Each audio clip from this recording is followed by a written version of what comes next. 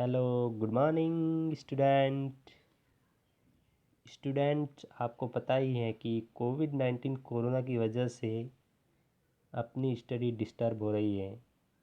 तो इस प्रॉब्लम्स को दूर करने के लिए अपने विद्यालय ने ऑनलाइन स्टडी यानी घर बैठे पढ़ाई को शुरू किया है, ताकि आपको घर बैठे पढ़ाई का पूरा मटेरियल मिल जाए और आप सभी स्टूडेंट्स की प्रॉब्लम अब 100% दूर हो जाएगी।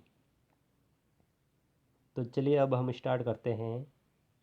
तो स्टूडेंट्स, आज 4th स्टैंडर्ड की क्लास है और वो क्लास है इंग्लिश की। तो स्टूडेंट्स, अपनी इंग्लिश की बुक ओपन कीजिए और चैप्टर नंबर 1 को खोलिए तुरंत।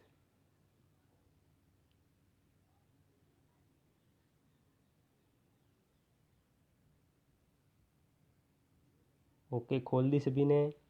चलो ओके। तो चैप्टर 1 का नाम है रॉबिन। स्क्रीन पर देखिए, ROBIN, रॉबिन। क्या है? रॉबिन। फर्स्ट अपन बात करेंगे इस चैप्टर में वर्ड गैलरी के बारे में। किस पर बात करेंगे? वर्ड गैलरी पर। यानी इसमें जो डिफ़िकल्ट वर्ड है उसके बारे में हम बात करेंगे, ताकि आपको इस चैप्टर को समझने में प्रॉब्लम नहीं होगी और यह समझना भी कंपलसरी है। हाँ, तो देखिए फर्स्ट लाइन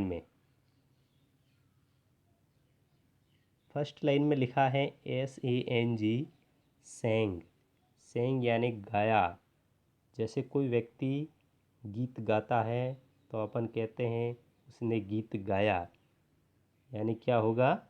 सेंग। सेंग यानी गाया। इसके बाद नेक्स्ट वर्ड है स्वीटली। SWEETLY।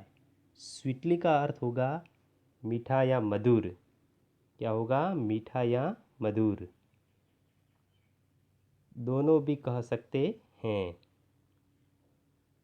मीठा कहें तो भी सही है, मधुर बोले तो भी सही है। ऑल स्टूडेंट्स, इस वीडियो को ध्यान से देखना और सुनना, ताकि आप में कोई डाउट नहीं रहे। ओके। तो नेक्स्ट वर्ड है अपने सेकंड लाइन में WHEN, वैन। क्या होता है? वैन। वैन यानी कब। क्या होगा? कब। ओके। इसके बाद वैन के बाद आता है डेज। मैं डिफ़िकल्ट वर्ड यानी मैं वर्ड्स के बारे में आपको समझा रहा हूँ, तो ध्यान से सुनना और देखना, ताकि आप इस चैप्टर को आसानी से समझ सके। डेज। डेज यानी दिन, यह तो आपको पता ही होगा। नेक्स्ट है वेयर। वेयर का अर्थ होता है थे। क्या है? थे। इसके बाद है BRIGHT, ब्राइट। क्या है? ब्राइट। ब्राइट यानी चमकीला या उज्जवल भी अपन कह सकते हैं। क्या? चमकीला या अपन उज्जवल भी कह सकते हैं। इसके बाद थर्ड लाइन में है THANKS, थैंक्स। थैंक्स यानी धन्यवाद। यह तो आपको पता ही होगा। फिर इसके बाद आता है नेक्स्ट है SUMMER, समर। क्या होता है? समर। समर यानी क्या होता है? गर्मी। क्या होता है? गर्मी। इसके बाद फोर्थ लाइन में है, फर्स्ट में है HE, ई। क्या होता है? ई। ई यानी वह। उसके बाद शेंग का आपको बता दिया है। उसके बाद डिफ़िकल्ट वर्ड है MIGHT, माइट। क्या बोलेंगे? MIGHT, might. क्या? माइट। ध्यान से सुनो, इसको अपन हिंदी में बोलेंगे शक्ति। स्ट्रेंथ भी बोल सकते हैं, स्ट्रेंथ। जैसे अपन ज़ोर ज़ोर से गीत गाकर अपनी ऊर्जा को व्यय करते हैं उसको अपन क्या बोलेंगे, शक्ति यानी स्ट्रेंथ। ओके, हाँ। तो नेक्स्ट है अपने SANG को आपको बता दिया, स्वीटली आपको पता ही है। फिर आता है ये डिफ़िकल्ट वर्ड है, ध्यान से सुनना, AUTUMN। क्या है? AUTUMN, उसको अपन बोलेंगे एट्यूम्न। एट्यूम्न, क्या बोलेंगे? एट्यूम्न। यानी क्या होगा? शरद या पतझड़। ऋतुएं होती है ना, ऋतुएं, शरद ऋतु, ग्रीष्म ऋतु, इसी प्रकार उस अपन क्या बोलेंगे, शरद या पतझड़। जैसे पेड़ पौधे से पत्ते झड़ते हैं तो उसको अपन पतझड़ ऋतु बोलते हैं, इसी प्रकार उसको इंग्लिश में अपन क्या बोलेंगे, एट्यून। क्या बोलेंगे? एट्यून। चलो ठीक है। इसके बाद आता है अपना नेक्स्ट वर्ड है, वो है डेज। डेज का तो आपको पता ही है, डेज यानी दिन होता है, ये तो आपको 100% पता ही होगा। फिर नेक्स्ट वर्ड है अपने THERE, देयर। देयर क्या है? देयर। देयर यानी क्या होता है? उसको। उसको हम सॉरी देयर या उसको हम हिंदी में क्या बोलेंगे? वहाँ। देयर को अपन क्या बोलेंगे? वहाँ। ध्यान रखना, वहाँ, देयर यानी वहाँ होता है, ठीक है। इसके बाद फ्रूट्स। फ्रूट्स का आपको पता ही है, फ्रूट यानी फल होता है। इसके बाद एवरीवन। क्या है? Everyone, EVERYON। EVERYON, क्या होता है? एवरीवन। एवरीवन का हिंदी में अपन बोलेंगे तो उसको क्या होता है? हर कोई। क्या होता है? हर कोई। इसके बाद ऑल, यानी डिफ़िकल्ट वर्ड है, जो मैं बीच में कुछ छोड़ रहा हूँ वो डिफ़िकल्ट नहीं है, उसके बाद में जो मैं आपको बता रहा हूँ ये डिफ़िकल्ट है। ऑल यानी सब होता है। GIVE, give. गिव यानी देना। और नेक्स्ट ध्यान से सुनो, PRAISE, प्राइस। क्या है? प्राइस। प्राइस यानी होता है प्रशंसा करना। जैसे कोई स्टूडेंट ने ज़्यादा मार्क्स लाए तो अपन उसकी प्रशंसा करते हैं, दूसरे स्टूडेंट उसकी प्रशंसा करते हैं कि उसने ज़्यादा मार्क्स लाए, तो इसलिए अपन उसको क्या बोलेंगे? प्रशंसा करना। क्या बोलेंगे? प्रशंसा करना।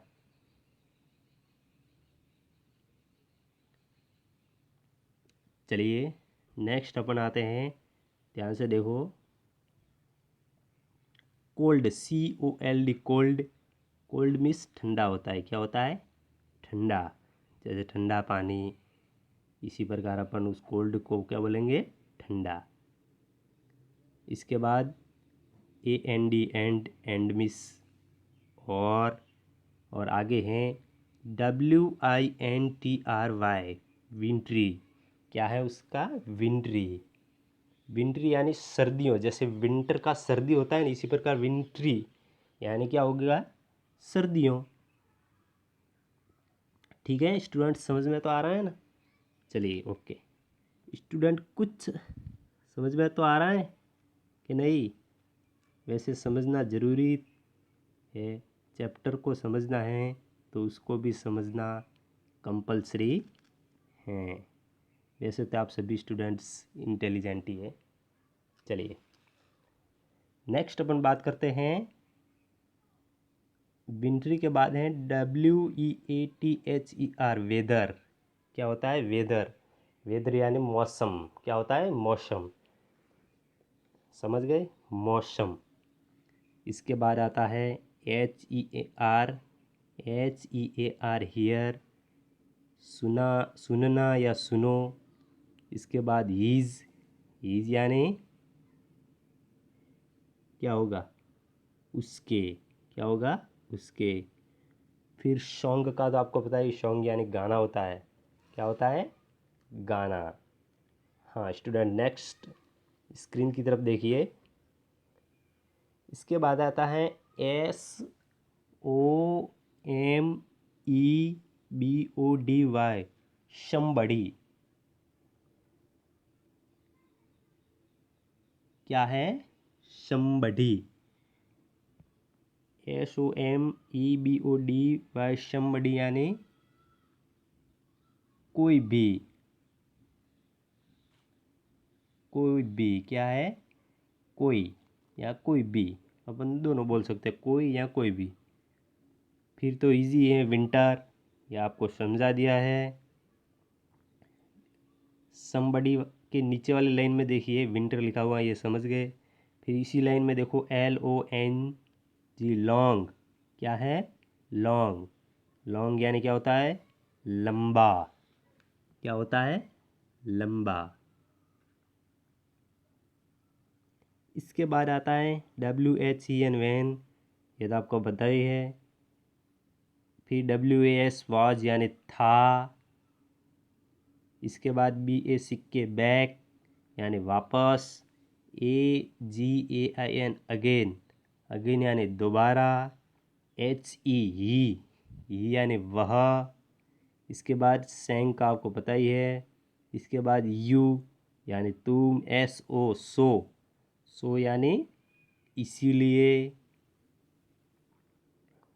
फिर आता है नेक्स्ट अपन KEEP, किप। किप यानी रखना। क्या होता है? रखना। किप यानी रखना। फिर विंटर आपको पता ही है। इसके बाद आता है AND, एंड। क्या आता है? एंड।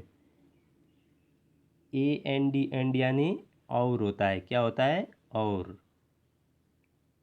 फिर इसके बाद है डिफ़िकल्ट वर्ड की बात करें तो ALWAYS,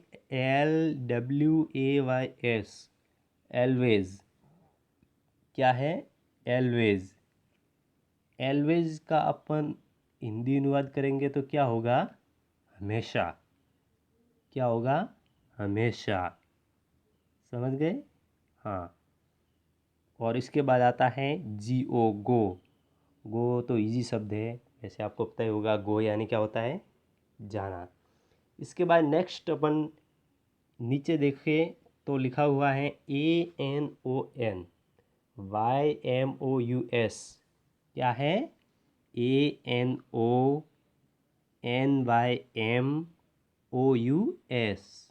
उसको अपन क्या बोलेंगे? एननमस। क्या बोलेंगे?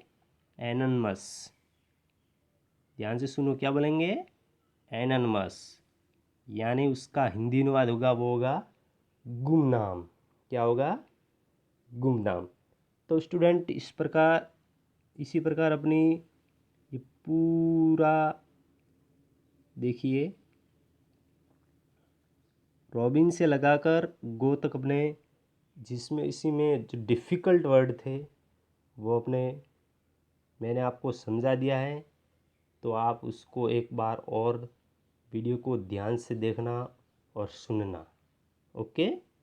हाँ। तो स्टूडेंट्स अब आप डिफ़िकल्ट वर्ड कंप्लीट हो चुके हैं और शायद आपको इस सभी शब्दों का अर्थ समझ में आ गया होगा।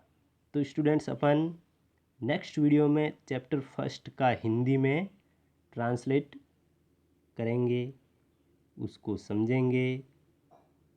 ठीक है? और स्टूडेंट जो मैंने आपको लगभग सभी स्पेलिंग्स को समझा दिया है, तो एक बार आप खुद उसको ट्रांसलेट करें और अच्छे तरीके से समझें ताकि नेक्स्ट अपन को ज़्यादा इजी रहेगा।